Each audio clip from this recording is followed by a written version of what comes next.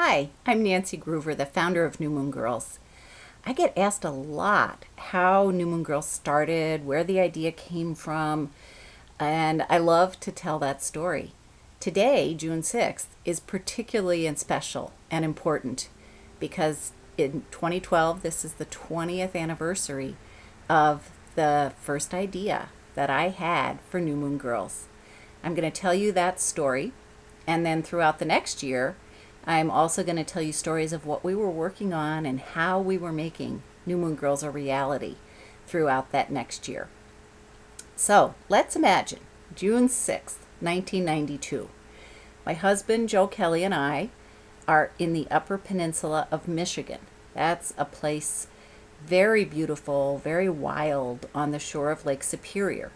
And it is June, but up there in the Upper Peninsula of Michigan, that's still rather cool weather. It's not really a hot summery day yet. But Joe and I had gone from our home in Duluth, Minnesota. We had driven our old Nissan, what used to be called a Datsun, actually, car that we had inherited from my mom. And we were driving to Copper Harbor, Michigan, in order to spend the weekend by ourselves.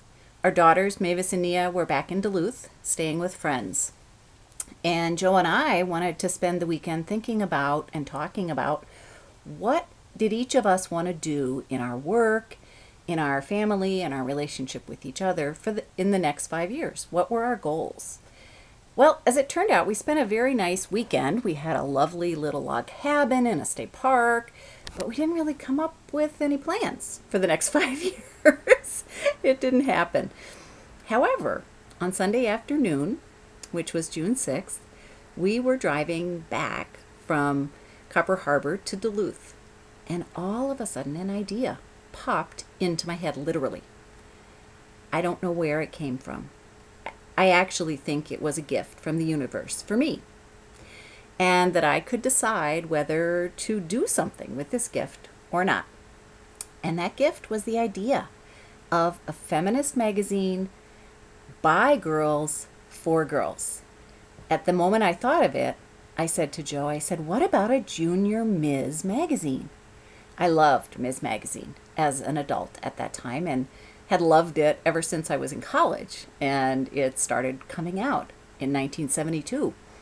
So this was the idea, an idea of a feminist magazine but for girls, with things that girls were interested in, writing by girls, artwork by girls, questions and opinions and ideas by girls.